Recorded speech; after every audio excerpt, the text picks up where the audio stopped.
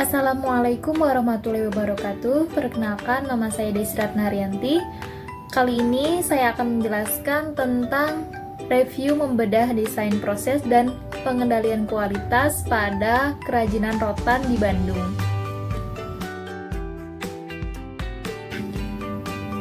Topik yang akan kita bahas kali ini yaitu yang pertama, latar belakang. Latar belakang kenapa saya memilih produk UMKM kerajinan rotan. Selanjutnya, pembahasan yang kedua yaitu bahan baku dan pemasok. Yang ketiga ada desain produk. Yang keempat ada proses produksi. Yang kelima ada sertifikasi dan standar. Yang keenam ada pelatihan dan pengembangan karyawan. Poin yang ketujuh ada umpan balik dari pelanggan. Poin 8 perbaikan berkelanjutan. Selanjutnya kita akan membahas tentang latar belakang kenapa saya memilih produk UMKM kerajinan rotan. Jadi, Indonesia itu terkenal atas keindahan alam dan sumber daya alamnya, yang mana salah satu sumber daya alamnya yaitu rotan. Jadi rotan itu kebanyakan ada di Kalimantan dan Sulawesi.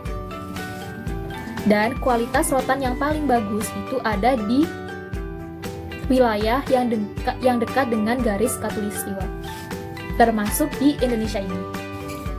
Rotan merupakan tumbuhan yang merambat yang dapat dijadikan kerajinan, seperti kerajinan kursi, lampu hias, turun saji, dan lain-lain.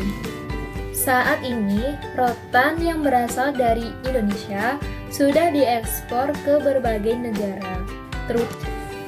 Banyak sekali pengrajin rotan di Indonesia yang belum mampu menerapkan desain proses secara tepat sehingga bisa memproduksi produk yang bisa berkualitas, yang bisa dikirim ke luar negeri atau diekspor. Maka dari itu, saya ingin mengembangkan hal tersebut dan bisa membantu para pengrajin, terutama di Bandung. Poin yang kedua, saya akan menjelaskan tentang bahan baku dan pemasok, yang mana bahan baku utama kerajinan rotan ini, bahan baku utamanya adalah rotan. Dan ada bahan baku penolong atau pendukungnya, yaitu paku untuk pemasangan kerangka dan lain-lain. Selanjutnya, bahan baku ini tuh berasal dari Pulau Kalimantan dan Sulawesi yang diolah di Cirebon. Di sana rotannya diolah sampai bisa menjadi kuat dan tahan lama. Selanjutnya, salah satu pengrajin di Bandung ini mengambil bahan baku setengah jadinya dari Cirebon.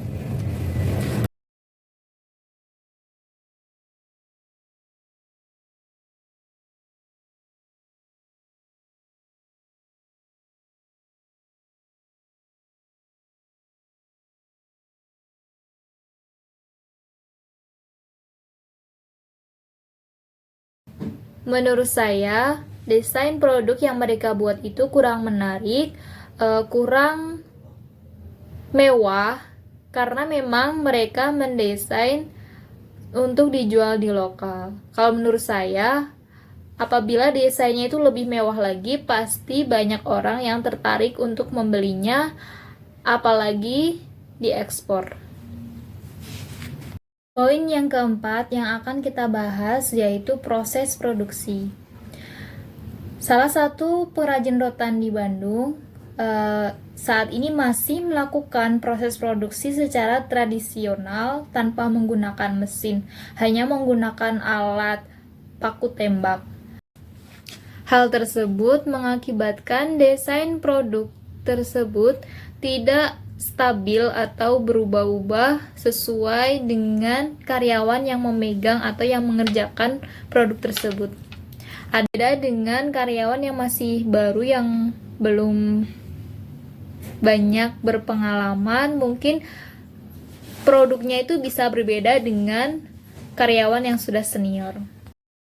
Poin selanjutnya yang akan kita bahas yaitu sertifikasi dan standar. Di sini kerajinan rotan memiliki standar ekspor dan standar lokal, yang mana bahannya itu berbeda. Kalau standar ekspor itu bahannya lebih mahal, lebih kuat, dan warnanya itu lebih muda. Sedangkan untuk standar lokal itu lebih murah bahannya dan warnanya itu lebih gelap daripada yang ekspor. Standarisasi dari bahan baku rotan tersebut bertujuan untuk menentukan harga yang mana untuk dijual ekspor itu lebih mahal daripada yang dijual di lokal, yang mana daya beli masyarakat lokal lebih memilih harga yang lebih murah daripada kualitas. Poin selanjutnya yaitu pelatihan dan pengembangan karyawan. Seperti yang sudah saya jelaskan tadi bahwa bisa jadi tangan karyawan yang sudah senior itu hasilnya berbeda dengan tangan karyawan yang masih junior atau masih baru. Nah, hal ini bisa dicegah dengan cara karyawan tersebut diberi pelatihan dan pengembangan, yang mana biasanya karyawan yang masih baru itu diberi tugas yang ringan-ringan saja seperti mempoles, mengamplas, dan yang tidak rumit. Kemudian mereka diberi pengenalan, diberi pelatihan dengan cara melihat karyawan yang sudah senior, diajarin sampai sudah terlatih, baru dipercaya untuk memegang hal-hal yang rumit dalam proses produksinya. Poin ketujuh adalah umpan balik dari pelanggan, yang mana biasanya ada pelanggan yang berkomentar bahwa produknya itu kurang kuat atau kurang bagus, desainnya tidak seperti yang dia pesan atau seperti yang dia order sebelumnya sesuai perjanjian. Maka di situ umpan balik pelanggan bisa menjadi sebuah acuan untuk memperbaiki kualitas produk tersebut. Poin yang kedelapan adalah perbaikan berkelanjutan, yang mana perbaikan-perbaikan tersebut tidak hanya dilakukan sekali saja, namun setelahnya produk tersebut harus melakukan perbaikan-perbaikan agar kualitasnya itu meningkat dan pelanggan menjadi puas. Desain proses dan pengendalian kualitas merupakan hal yang penting dalam sebuah produk, yang mana hal tersebut bisa mempengaruhi kepuasan pelanggan. Jadi, desain produknya itu harus sebaik mungkin dikelola, sedangkan kualitasnya juga dijaga, jangan sampai kualitasnya itu tidak sesuai dengan keinginan pelanggan.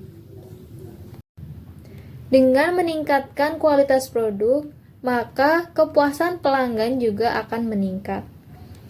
Pelanggan akan merekomendasikan produk tersebut kepada orang lain,